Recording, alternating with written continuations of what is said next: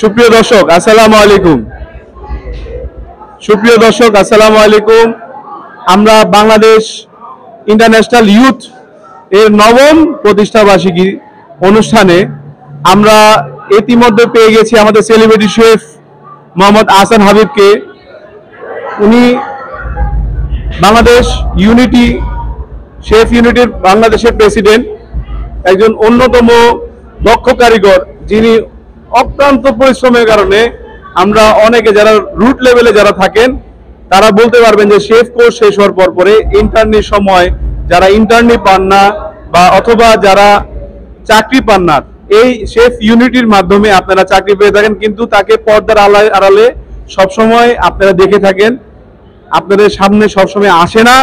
আমাদের মানে হুট করে পাওয়া এটা আমাদের জন্য অনেক বড় দায়িত্ব। আমরা কথা বলবো শেফ আহসান হাবিব সাহেবের সাথে। আসসালামু আলাইকুম, কেমন আছেন সবাই?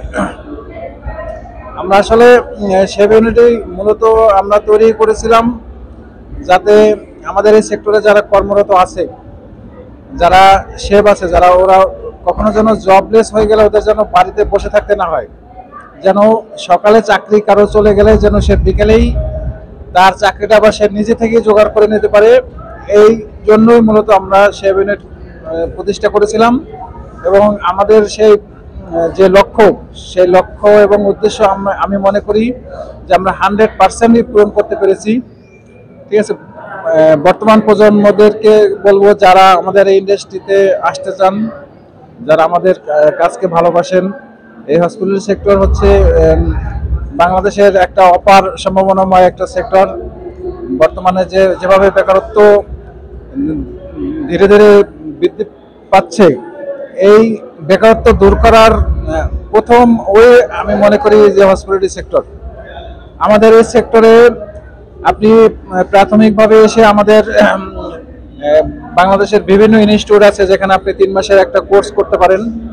কোর্স করে আপনি ইন্টার্নি করতে পারেন। ইন্টার্নি করার পরে আপনার যদি চাকরি পেতে কোনো প্রবলেম হয়, কোনো সমস্যা হয়, আমি আপনাদেরকে বলবো আপনারা আমাদের শেফ ইউনিটির সাথে যোগ দেন, আমাদের গ্রুপে জয়েন হন। আপনার চাকরির 100% সম্ভাবনা আমরা আপনাকে দিয়ে থাকবো ইনশাল্লাহ। সবাইকে অসংখ্য ধন্যবাদ, সবাই ভালো থাকবেন, সবাইকে শুভকামনা রইল। ধন্যবাদ শেফ, আপনাকে অক্লান্ত একটা মূল্যবান সময় আমাদেরকে দেওয়ার জন্য।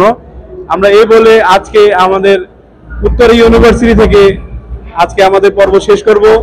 মোহাম্মদ সাইদুল ইসলাম শান্ত, বাংলা 52 নিউজ।